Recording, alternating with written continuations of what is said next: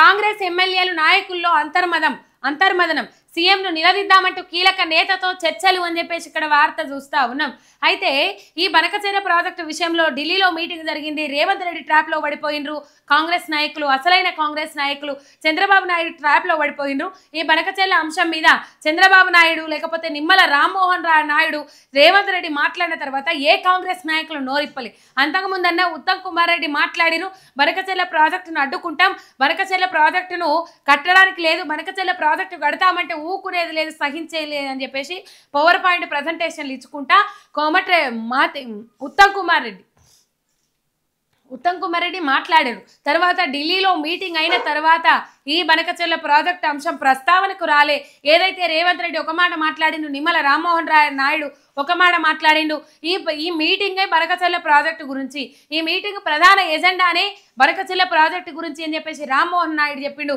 రేవంత్ రెడ్డి ఏమో బనకచెర్ల ప్రాజెక్టు గురించి అంశం తెర మీదకి రాలే, తెర మీదకి రాంది ఏం మాట్లాడతాం, బనకచెర్ల అంశాన్ని ఏ విధంగా అసలు మేము లేవనెత్తుతామనే ముచ్చట్లు మాట్లాడే వరకల్లా నిమ్మల రామ్మోహన్ నాయుడు మాట్లాడిన అంశాలను బట్టి కుండ బద్దలు కొట్టినట్లయింది.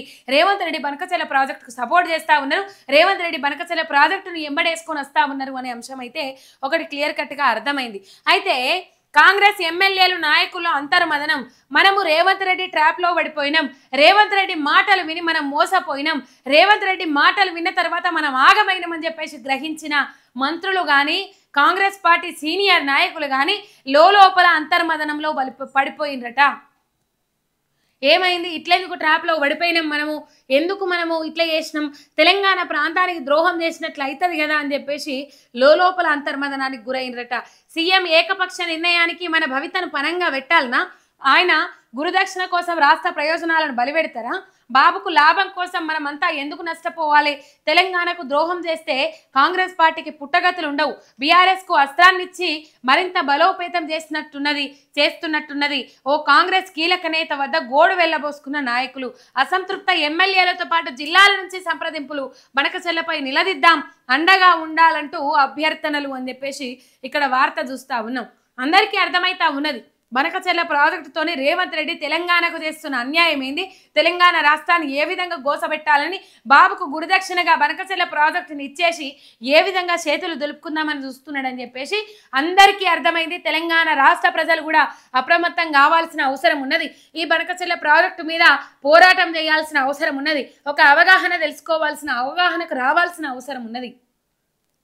రైట్, కాంగ్రెస్ నాయకులే లోలోన అంతర్మదనం, ఆగమైతున్నాం, తెలంగాణ రాష్ట్రానికి మోసం చేసిన వాళ్ళమైతాం, తెలంగాణ ప్రజలను గోసబెట్టిన వాళ్ళమైతాం, తెలంగాణ ప్రజలను బజార్కి ఇచ్చిన వాళ్ళమైతాం, పాపం తెలంగాణ ప్రజలను రోడ్డు మీద నిలబెట్టిన వాళ్ళమైతాం అని చెప్పేసి లోపల అంతర్మదనం పడతా ఉన్నారట కాంగ్రెస్ పార్టీ నాయకులు. ఓ సీనియర్ నేత దగ్గర వాళ్ళ గోడు వెలబోసుకున్నారట ఎమ్మెల్యేలు కూడా. ఆ సీనియర్ నేత దగ్గర గోడు వెలబోసుకొని బలవుదామా, బనకచెర్లకు బలవుదామా, తెలంగాణ రాష్ట్రానికి అన్యాయం చేస్తే తెలంగాణ ప్రజలు సహించరు మనల్ని, తెలంగాణ ప్రజలు మనల్ని అసలు దగ్గరికి రానియరు. ఇప్పుడు ఈ బనకచెర్ల ప్రాజెక్టు అంశంతో బీఆర్ఎస్ పార్టీకి ఇంకా బలాన్ని ఇచ్చిన వాళ్ళం అయితే అన్నాం.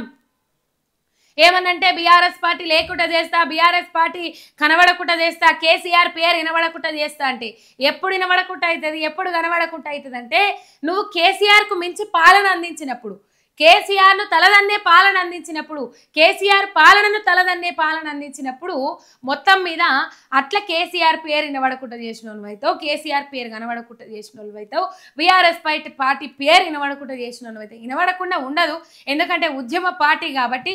ఉద్యమ పార్టీ ఎప్పటికీ చరిత్రలో నిలిచిపోతుంది. ఏ పార్టీ సాధించింది, ఏ పార్టీ హయాంలో తెలంగాణ రాష్ట్రం వచ్చిందంటే అది బీఆర్ఎస్ పార్టీ పాలనలోనే వచ్చింది అని చెప్పేసి, బీఆర్ఎస్ పార్టీ హయాంలోనే వచ్చిందని చెప్పేసి ఎవరైనా చెప్తారు. కాకపోతే కేసీఆర్ మీద బదనాం మోపాలి, కేసీఆర్ మీద బురద రాజకీయాలు చేయాలని అనుకున్న వాళ్ళకు ఇక్కడ బూమరాంగ్ అయితే అన్నది, బొమ్మ రివర్స్ అయితే అన్నది, సీన్ రివర్స్ అయితే ఉన్నది. ఆఖరికి కాంగ్రెస్ నాయకులే నెత్తి నోరు కొట్టుకునే పరిస్థితి ఏర్పడతా ఉన్నది. రైట్, ఆ ఎమ్మెల్యేలు కాంగ్రెస్ నాయకులు ఓ సీనియర్ నాయకుని దగ్గర వాళ్ళు గోడు వెళ్ళబోసుకున్నారట, వాళ్ళ బాధను కక్కుకున్నారట. రైట్, బనకచెర్లపై నిలదీద్దాం, అండగా ఉండాలంటూ అభ్యర్థనలు. అధికార కాంగ్రెస్ లో బనకచెర్ల చిచ్చు మొదలైందా? సీఎం మాట విని గుడ్డిగా ముందుకు పోతే తెలంగాణలో కాంగ్రెస్ కు పుట్టగతులుండవని భావిస్తున్నారా? బాబుకు లబ్ధి చేకూర్చేందుకు తామెందుకు బలవ్వాలని ఆందోళన చెందుతున్నారా? సీఎం తన పద్ధతి మార్చుకోకుంటే మరో నీళ్ల ఉద్యమం తప్పదా? ఇప్పుడు ఈ ప్రశ్నలకు అవుననే సమాధానం వినిపిస్తున్నది. బనకచెర్లకు అనుకూలంగా సీఎం రేవంత్ రెడ్డి పావులు గదిపినప్పటి నుంచి కాంగ్రెస్ లోని ఓ వర్గం నేతల్లో అసంతృప్తి పెళ్లిబుకుతున్నది. సీఎం నిర్ణయానికి వ్యతిరేకంగా వివిధ జిల్లాలకు ఎమ్మెల్యేలు జతగడుతున్నట్టు సమాచారం. ఇప్పటికే కొందరు ఎమ్మెల్యేలు నేరుగా, మరికొందరు వేరువేరు మార్గాల ద్వారా దక్షిణ తెలంగాణలోని బలమైన సామాజిక వర్గానికి చెందిన ఒక కీలక నేత వద్ద తమ గోడు వెళ్లబోసుకున్నట్టు విశ్వసనీయంగా తెలిసింది. తెలంగాణ అంటే గిట్టన చంద్రబాబుతో కాంగ్రెస్ ప్రభుత్వం అంటగాగుతుండడాన్ని జీర్ణించుకోలేకపోతున్న సదరు ఎమ్మెల్యేలు ఆ నేత వద్ద ఆవేదన వ్యక్తం చేసినట్టు తెలిసింది. ఎన్నికల వేళ తమిళనాడులో మొత్తం మీద మిగతాదంతా రెండవ పేజీలో ఉన్నది. ఈ రేవంత్ రెడ్డి సీఎం చంద్రబాబుతోని అంటగాగుతా ఉన్నాడు. ఎందుకు అంటగాగుతా ఉన్నాడంటే గురుదక్షిణ కోసం, చంద్రబాబు నాయుడు దగ్గర మార్కులు కొట్టేయడం కోసం అని చెప్పేసి చాలా మంది మాట్లాడుకుంటా ఉన్నారు. అయిపోయింది కదా, ఎప్పటికీ శిష్యునిగానే ఉంటాడు కదా, మరి ఇప్పుడు గురుదక్షిణ ఎందుకు ఇవ్వాల్సిన అవసరం ఏర్పడ్డది అంటే అప్పటి నుంచి ఇప్పటిదాకా రుణం తీర్చుకోలేను అని చెప్పేసి రైట్. మొత్తం మీద రేవంత్ రెడ్డి విధానాలకు కాంగ్రెస్ ఎమ్మెల్యేలే తిరుగుబాటు లేవనెత్తుతా ఉన్నారు. జిల్లాలలో ప్రత్యేకంగా రేవంత్ రెడ్డి విధానాలకు వ్యతిరేకంగా మీటింగులు పెట్టుకుంటా ఉన్నారు. ఎందుకంటే రేవంత్ రెడ్డి విధానాలు తెలంగాణకు వ్యతిరేకంగా ఉన్నాయి కాబట్టి. రైట్. బనకచెర్ల ప్రాజెక్టును పనంగా పెట్టి బనకచెర్ల ప్రాజెక్టును అప్పజెప్పి మొత్తం మీద ఇక్కడ చూడొచ్చు మనం, బనకచెర్లపై పొరుగు రాష్ట్రాలు గప్చూపు, 24లోగా అభిప్రాయం చెప్పకుంటే అంతే, నోరు మెదపని ఒడిస్సా, ఛత్తీస్గఢ్, మహారాష్ట్ర ఆయా రాష్ట్రాల్లో అధికారంలో ఉన్నది బీజేపీనే, ఒక్క తెలంగాణను ఒప్పిస్తే ఇక ఆమోదమే.